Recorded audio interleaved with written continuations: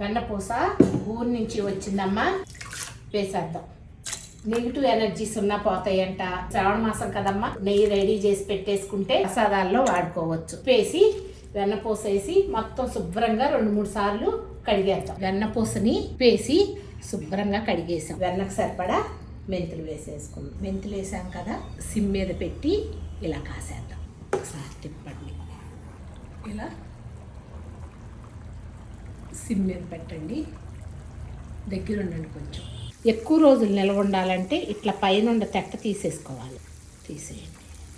ఇలా కూడా తీసేసేయచ్చు కానీ ఇది ఉంటే కనుక మీకు పూసగా నెయ్యి అంటారే, అలా రాదు, ఎక్కువ రోజులు నిల్వ ఉండదు.